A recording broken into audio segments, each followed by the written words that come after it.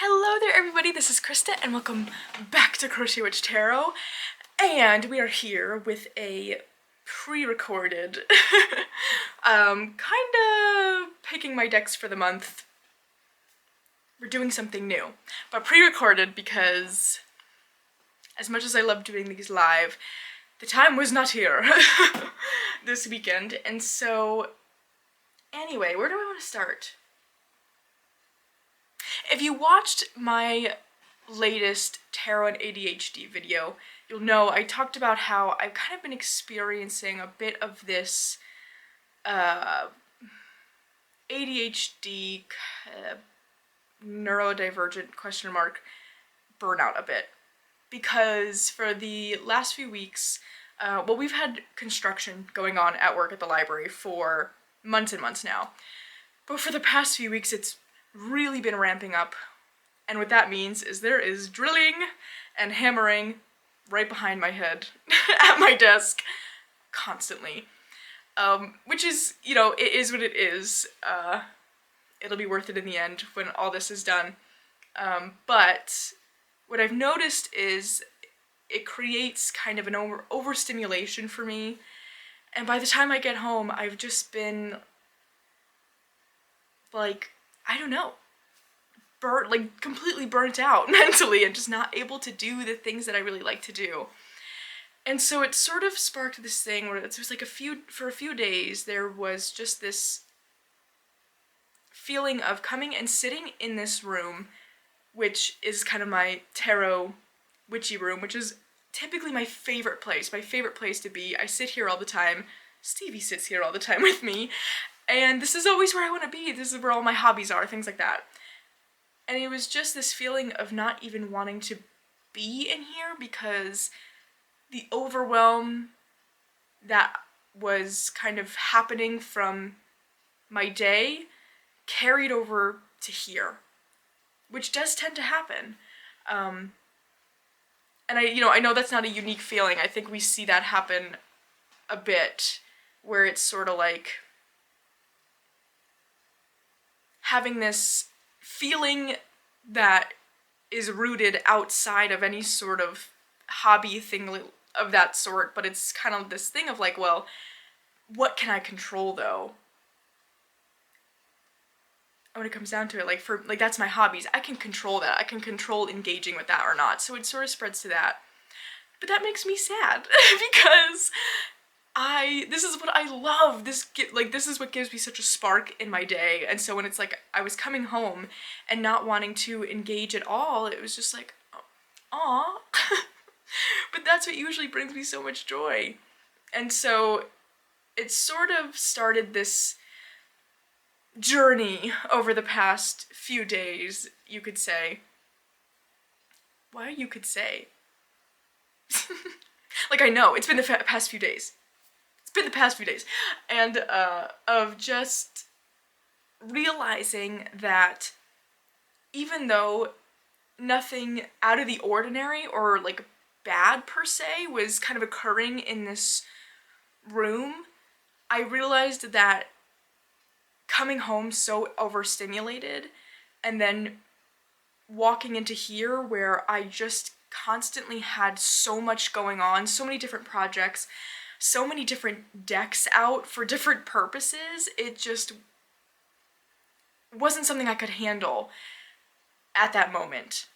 So it was this big realization of, oh my gosh, I just need to pare down right now, because there's nothing I shouldn't say there's nothing I can do. I wear noise canceling headphones and such, but for the most part, like, the construction's gonna keep happening for a bit, and that's, that is what it is. And so during this time while that's happening, I just need to kind of pare down my practices and pare down what I'm doing. And it's nothing against any of those things. It's just, I guess, making myself more comfortable where I can. Am I making sense here? I don't know if I'm making sense. I've got many thoughts to share right now, and they're just gonna come out how they're gonna come out. It's currently Sunday morning. I am still in my pajamas and my blanket hoodie. So we're just chatting today. Anyway, so what I have done in the past few days is I actually took all of the decks I had out. What I should say is, because I guess you are not all constantly in this room with me, you don't always know what's going on, but I guess in my little kind of room desk tour I did recently, you could see that I had a lot of different practices going, and typically what is helpful for me is keeping them all out so that I remember, really. And so all across this room there were just pockets of groupings of decks that were there for specific reasons, kind of thing. And so what I did was I took all the decks that were just out and I put them away in my bench. They do not all fit in there nicely, but they're in there right now, not so nicely. And so it actually felt really good. I didn't realize that it was just this sort of visual clutter really was just kind of ramping up that feeling of overstimulation because I was coming home with it. So I put them all away, and all this to say that my decks for right now are the decks I decided to keep out because that's just what I'm really interested in working with right now. And so the decks I'm going to show you today is all that's out. So typically my decks for the month are the decks that I just use for my daily readings, and then I've got plenty of other decks out all the time that I'm using for other types of readings throughout the day. And so the difference is that this is it. Like, I'm not touching any other decks right now. I pared it down to only truly even keeping these decks out. So that's all that's kind of in my line of sight, taking up that visual space. Does that all make sense? I don't know. And so this is just what came to be, what worked, and there's not like, I'm not putting any sort of rules around it or anything, because this is purely just to make me feel better. And so there's no rules, and with that means there's no set timeline. It's just, this is what's gonna stay out until I feel like switching it out.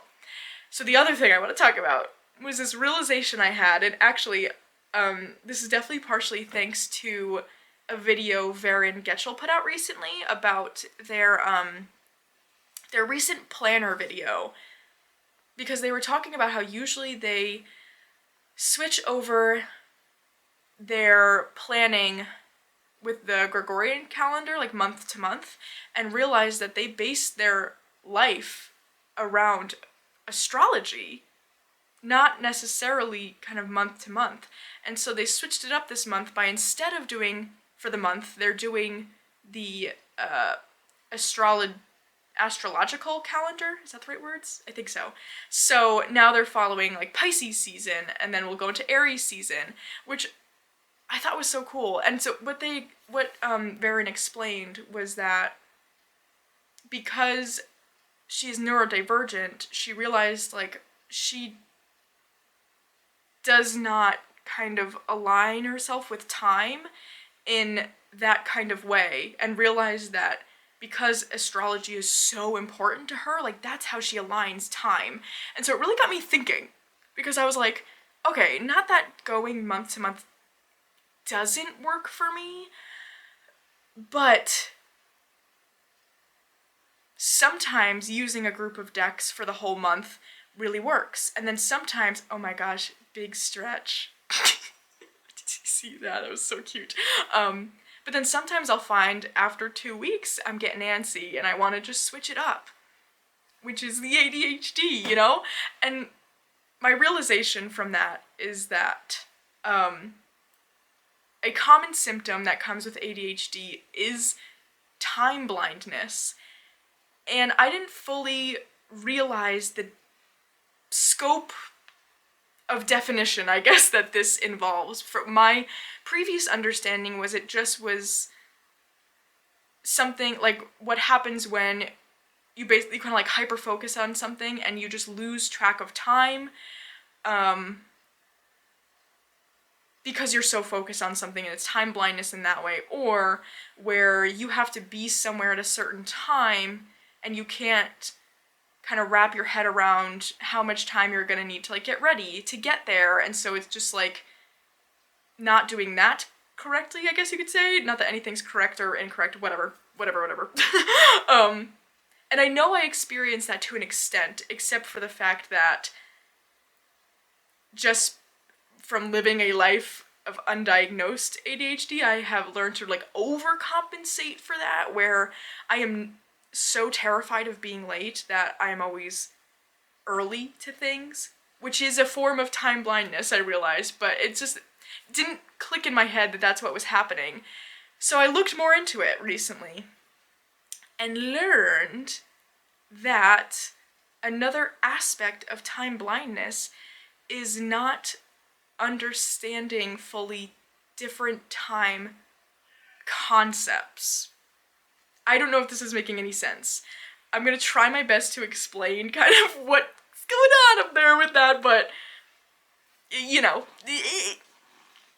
if you are confused, it would be helpful probably to do your own research, because I'm just not gonna explain things super awesome.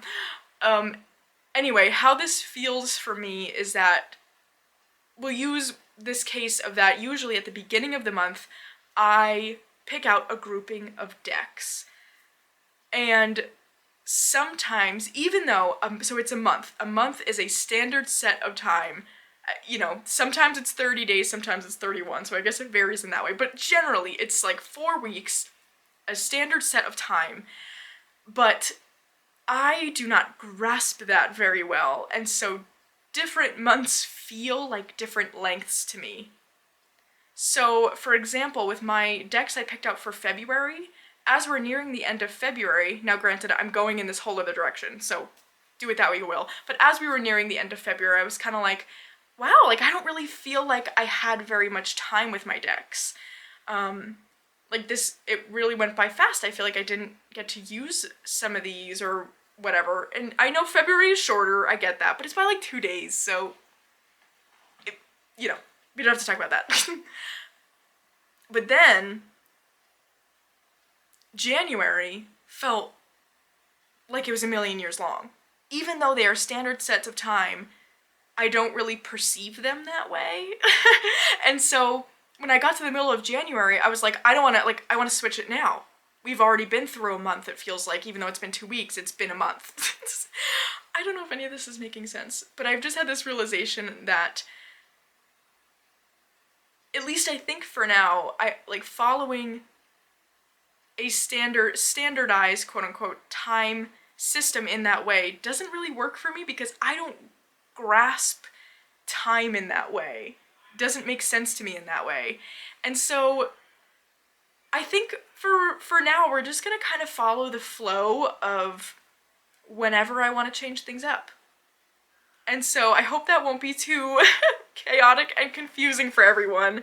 I know, I think I was feeling this pressure because most channels I watch on YouTube follow a real monthly schedule, and so I guess I kind of felt like that's what I should be doing as well. And I do, like, and I love that consistency from people, which is so crazy, because it's like, I, as much as I wish I could offer that consistency, I just can't, but I love getting that from other people, so it's a weird thing. And so, I guess anyway, I thought that that's what I should be doing. I felt like that's what I should be doing. But I've realized that I just don't think that's what's gonna work for me with this kind of interesting way I grasp the concept of time. It just doesn't make that much sense to me.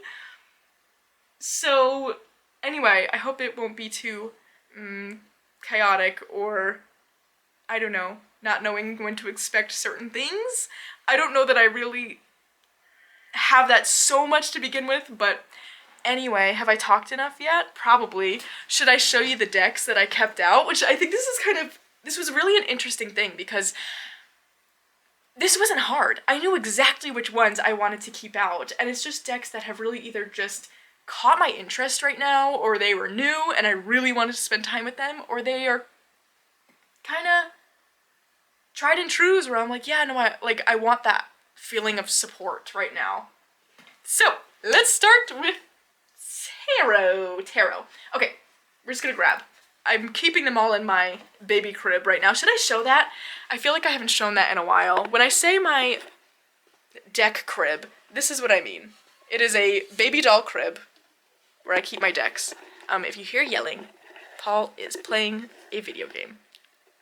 So, that's what that is. How did I have this set up? Oh no. Why do I feel like this is not right now? Okay, we're gonna start with tarot. We're just grabbing randomly.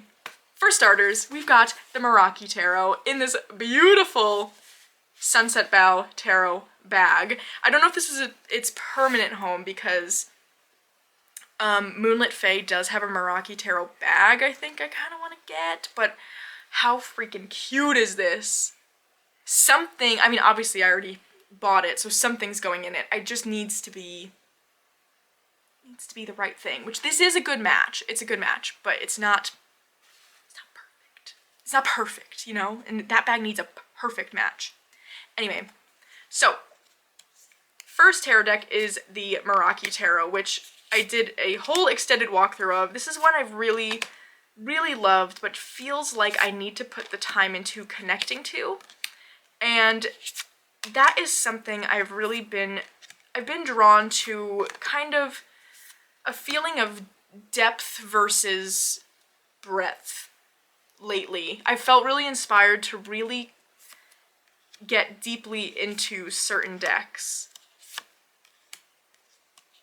And this is definitely one of those that I feel like I really want to do that with. And on top of that, I did also end up purchasing the more extended, it's called a workbook, but it's also a guidebook. And so I've been working with that with this deck, and it has just been so amazing. I wasn't really sure if it was something I was going to want to spend the money on, but I can say now, after using this deck both without and now with it, it really is worth the extra buy if it's something you're interested in. But I love this tarot. It's so beautiful. I'm really excited to just have a really good connection with it, because it feels like a deck that can happen for me with. So that is the Meraki Tarot. Next we've got the Tarot de St. Croix, which has been a really awesome spiritual work deck for me. I don't know what it is about this tarot, but it connects straight to some of the deities I work with. It just feels like a divine intervention type tarot. I'm not exactly sure why, but it is a magical deck. I really love this one. This one has been such a surprise for me because beforehand I did not think that the artwork was for me, but I was so wrong. As soon as I had it in hand, I knew there was something special about this one. And so it's not one I've used for a bit, but knowing that I was kind of in this, my iPad's lighting up. Eek! Knowing I was in this kind of feeling of wanting to dig deeper and kind of connect more frequently, I knew this is one that had to be out because it really just does that so immediately for me. I love this one. That is the Tarot de St. Croix. It's also just the most fun size deck ever because it's not a mini, but it's not a full size. It's just, oh, it's perfect. It's perfect. Next, we've got the Golden Tarot, which is one that this was one of my decks for February, and I have enjoyed my time with this deck so much. This one is another one really took me by surprise because I didn't expect, I usually have trouble with found art decks, which this is not entirely, this is collaged found art pieces, but I have just had the best time with this deck. It's all I really wanted to reach for out of my February selections, honestly. I don't know what it is with this tarot that I just felt such an instant connection. I've always loved medieval Renaissance type artwork. And so obviously this is entirely made up of that, so it makes sense in that way, but again, I've always struggled with found art decks in that way, but this is the one, you know, the one for me, and I am just so obsessed with it. I also love, this is a copy I got from Andy, and so she did this trim job on it, which I am obsessed with. It's so good. I am considering getting a version with the borders on it just to try. Why that isn't necessary, it's not necessary, but I don't know. I'm curious, how does it shuffle? What's it like? But I don't know, because I love how it's trimmed, because it feels like the characters kind of are speaking to each other. I don't know. Such a good one. So that is the Golden Tarot. And okay, I don't need to show this one heavily, but we're, of course, keeping out the Forest of Enchantment Tarot. This is just, gosh, I don't know. It's become a point where it's like, for my favorite deck, I've always said it's the Northern Animal Tarot. And like such a top deck for me, that one. But this might be, this one might be my favorite of all time tarot. I don't know. It's something about it.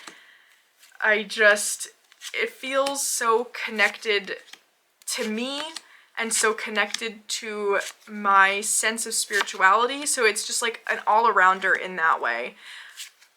It does feel, it's hard to say. I feel like this and Northern Animal are kind of tied, because I do think they read a bit differently for me.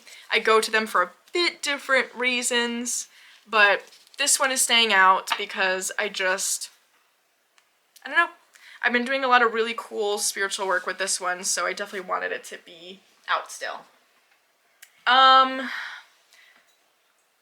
sure for a lot of people this is not feeling like a pared down collection at all, but for me this is. This is a new one I just got in the mail, so it's staying out kind of because it just came in and I'm really excited about it. It is the Venetian Tarot. I got this off eBay for a really good price. It turned out to be a mini edition. Didn't know that. But that's fine. It's cute. It's little. I got it for a good price. Usually it is a pretty pricey deck. Oh, apologies for all these glossy decks and this like glare I'm getting. But I'm really excited about this one. I love the artwork. I love the masks on everybody. It feels kind of like Madame Lydia's Tarot to me in that way, which that deck for me is all about the images. Whenever I read with it, it's really like I look into the pictures and the characters, who's masked, who's not. Now with this one, everybody has a mask on, but it's another one where it's like you really got to pay attention to what's happening in the pictures, which I love. So that's one that, it's out right now. I'm just kind of playing with it, getting to know it. And it is cute in the mini size, I will say. I don't think you can get the mini size anymore, but you can get a full size. So that's that. I guess we could put you in here. Alright, we've got 2 more tarots. Another one is another new one for me, which I made this bag for. Heavily inspired by, this bag I made is heavily inspired by, Kelly from Kelly Bear, and I love the bags. I love seeing the bags she makes. I just think she is so talented at what she does with her felted bags. I will leave a link to her Etsy store below. Absolutely go check that out. And I just felt really inspired and just purely for fun wanted to try making one for myself. And so I did that for this deck. It is the Zeke's Arcana, and this is my bag I made. I put a bunch of little like charms on it and stuff. It was fun. It's nothing that came out nearly as beautifully and professionally as Kelly's bags are, but for my own purposes, it's really fun. And I did put in this little surprise unicorn charm on the inside. I don't know. That is what it is, but I am so excited about this deck. I saw this on Logan's channel, Larkin Legend, and I'm pretty positive Danny Mystic has this deck as well and is also obsessed with it. So my friend Matt and I ordered copies of this together because they do offer, I mean, you could do this with anything, but they offer a special 2-deck bundle, and so you save on shipping. So we ordered this together, and we have just both been so obsessed with it, and I'm taking it out constantly. The images are so wacky and amazing, and there's just so much to look at and think about, and it's gorgeous. It is so gorgeous. Look at these backs. Oh my gosh, the pinks and the blues and the colors are just my dream color palette for anything ever. So I'm so excited to keep getting to know this one. That is the Zeke's Arcana Tarot. And speaking of Logan at Larkin Legend, my last tarot that I have out right now that I've been also obsessively reading with and even just playing with is their upcoming, oh my gosh, there's like dust on here because I'm bringing it around so often. Okay, it is their upcoming Black Salt Tarot, which they were so kind to send me a kind of preview deck of. So this isn't exactly how the final version is going to be, but the look of it is like what you can expect. This is going up on Kickstarter Tuesday, which is really exciting. But it is a tarot to pair with their Black Salt Lenormand. If you saw, it was on Kickstarter last year, but you can buy it now as well. There's the Black Salt and Pink Sugar Lenormand. I have the Pink Sugar, which is such a beautiful pink, and it pairs so well with this deck. It's so cool. But this deck is so gorgeous. First of all, the holographic images are everything. And just all of Logan's choices are so creative and thought-provoking and funny in places. It's just such a wonderful Pip-style deck. It's so beautiful. I love the size and shape of the cards. So amazing. I've just have not been able to put this one down. It's so good. I am going to do a walkthrough of this deck as well, so definitely keep a lookout for that, because I've just got so many thoughts on these cards. It's so awesome. It's so awesome. And so it had to say out because I've been playing with it so often and doing so many readings with it. It's so good. It's so good. I can't wait to show you more. So that is the Black Salt Tarot on Kickstarter soon. Alright, so those are the tarots I have out. Now for the oracles. Well, okay, no. There's one more tarot I have out, but I've been using it like an oracle, and that is the Mysteries of the Black Madonna Tarot, which this was my absolute huge treat myself after the first print run of the Cottage Witch Oracle, as a way to appreciate myself for accomplishing that. I got myself, it just lined up so perfectly with the pre-order for this deck, which is one I had really been wanting for a long time, but anyway, this was my treat myself, and I get it. I get why everybody loves these tarots. It's something else. It really is such a fascinating deck, and I don't know. It's one of those where it's like every card I've pulled has been so, like, feeling so groundbreaking. And it's the first deck I feel like I've ever had where I pull a card and it's like, I have to wait a few days. Like, usually I can pull a card a day with most other decks I've had. This one, it's like, I do not feel inclined to do that because it's like, I need to sit with that, you know? I gotta sit with that, this figure, this message, but it's so wonderful. And so this one is staying out because I've just been doing that really kind of nice spiritual practice type thing with it. So, you know, it's out, it's here. Alright, but I only pull one card, is what I should say, so it really is kind of used more in an oracle type way, but I don't know, it's kind of in a category all its own. Okay, now let's get into the oracles. This is a new one to me, sort of. I have the Kali Oracle, again. I had the pocket edition, and I just didn't really enjoy just the setup of it, really.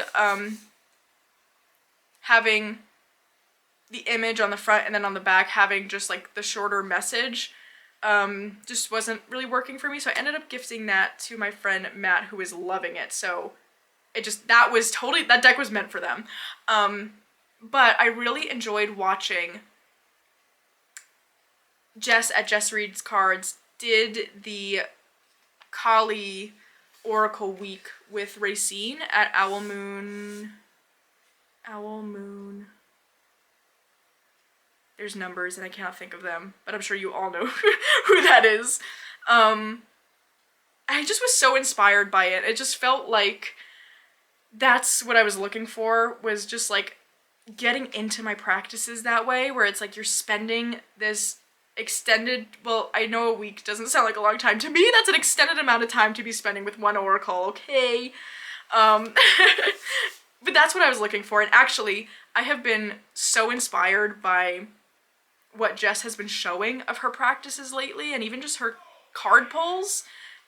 She's just been going really deeply into her decks, and it's been very inspiring, so I recommend checking out her channel for sure, and also her Instagram. She shares her readings on Instagram as well, and it's just really cool. So, I was really inspired by that, and really liked this oracle that I just felt like, okay, maybe I need it in the full version, and that's exactly just what the case was. So I have not started that week by any means. I haven't looked into it yet, but I'm excited to look into it. I just, in general, like this oracle, so that one's out. Next, we've got the Celtic Spirit Oracle, which is my classic spiritual work type deck, and I really wanted to bring this one out again to focus on because it just has been so significant to me in the past that I really wanted to spend time with it again. Because this is kind of one where it's like if I'm wanting to do that deep work, I know this one works, I know it's gonna do the job, and it felt important to have a deck like that out. So, that is the Celtic Spirit Oracle. I love this one. And then we've got the Embroidered Graveyard Oracle. Now this is also a deck I really love, and one that I want to go back to kind of really spending some time with again. Especially since I should have some more time in March, so I could take a bit longer with my readings, which will be nice. So, this is one I really want to dig into, and also have to admit, I just thought it would be a really awesome pairing with both the Black Salt Tarot and the Zeke's Arcana. It just works really well with those, and it's an oracle I love, it's an oracle I know. Can't go wrong! So that's the Embroidered Graveyard. And then we've got two more in this crib. The next is the Messenger Oracle, but this is combined Messenger and Seeker. I just like this box better, so that's why we're keeping it in until I kind of figure out a better way to store it. Because it is too big for the box, but I have just been so obsessed with this deck since I got this from Andy. Because I really wanted to try it out, and it's such a good oracle. I've been really, really loving spending time with this one.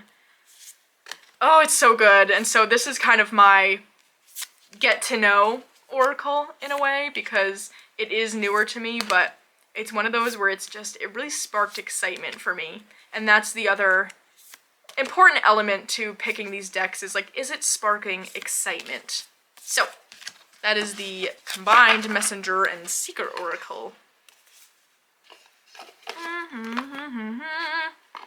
And then, this is another one I have out. I'm not really sure how much use it's gonna get, but I just kind of like it. It is the Mists of Avalon Oracle that I've had for a bit and haven't really used. And so I kind of want to put some time into getting to know this one. I don't know if I have any other explanation for that, except that I know it's one I really like, and it's just, I think it just gets sort of lost sometimes. I did get it to use with my Arthurian tarot and that HoloQuest, but I want to use it outside of that as well because I love it. I love the artwork. It's a gorgeous deck, and I just want to spend some time with that. Okay. Last but not least, I'll just show quickly on this desk that we are sitting at right now, I've got just some staples, which are my Memento Mori Oracle, another Sunset Bow Tarot bag that I just got. So perfect. And we've got I'm knocking the camera. The Cottage Witch Oracle, of course. And the Animal Guide Oracle from my friend Andy. This is the new look of it, the new and kind of final look of it. The colors are going to get a little bit brightened from this, but other than that, like, the look of it is how it is going to be released, and I cannot wait. It's such a good oracle. It really, really is. Andy did such a fantastic job with this deck, and so we get all these cards, all different animals, and the premise is that they kind of they're guiding you in a certain way. So we get this sentence up here, which for a lot of them it says, like, will guide you to. Sometimes that changes up, but then, so we have stag, will guide you to begin a new quest. Or eel, will guide you to regeneration of self. And so it's just this simple but really kind of profound message on each of these cards relating to the animals and how Andy personally connected with these animals, and it's just, it is magical. It is magical, and I cannot wait for this to be officially out in the world. Fantastic. So, that is the Animal Guide Oracle, and that is staying out on this desk as well. But, oh, that was a lot of talking, huh? That was the last of my decks I have to show you today, so that's just kind of the update. Slash kind of decks for the month, except we're not following months, we're just going to be willy-nilly about time and however I choose to perceive it. So, that's that on that. I hope you all have had a fantastic weekend, and I will see you again very soon.